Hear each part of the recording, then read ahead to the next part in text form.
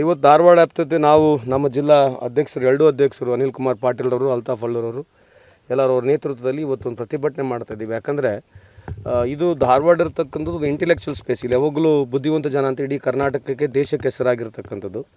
ಪ್ರಹ್ಲಾದ್ ಜೋಶಿ ಸಾಹೇಬರು ಇಂಥ ಒಂದು ಧಾರವಾಡ ಜಿಲ್ಲೆಗೆ ಪ್ರತಿನಿಧಿಸ್ತಾರೆ, ಪಾರ್ಲಿಮೆಂಟ್ ಮೆಂಬರ್ ಆಗಿ ಕೇಂದ್ರದ ಸಚಿವರಾಗಿದ್ದಾರೆ. ನಿನ್ನೆ ಮಾತನಾಡಿರ್ತಕ್ಕಂಥ ಮಾತು ನನಗೆ ವೈಯಕ್ತಿಕವಾಗಿ ಅವ್ರ ಬಗ್ಗೆ ಗೌರವ ಇಲ್ಲ ಅಂತ ಹೇಳ್ತಕ್ಕಂಥದ್ದಲ್ಲ. ಇದು ಈ ಆಡಳಿತನ ಸಿದ್ದರಾಮಯ್ಯ ಅವ್ರನ್ನ IS ಹೋಲಿಸ್ತಕ್ಕಂಥದ್ದು ಇದು ಧಾರವಾಡ ಜನತೆಗೆ ಅಗೌರವ ಆದಂಗೆ, ಕರ್ನಾಟಕ ಜನತೆಗೆ ಅಗೌರವ ಆದಂಗೆ, ದೇಶಕ್ಕೂ ಅಗೌರವ ಆದಂಗೆ. ಯಾಕಂದರೆ ಏನೋ ಮಾತನಾಡಬೇಕಂತೇಳಿ ಮಾತನಾಡ್ತಕ್ಕಂಥದ್ದು ಇದು ಸರಿಯಲ್ಲ.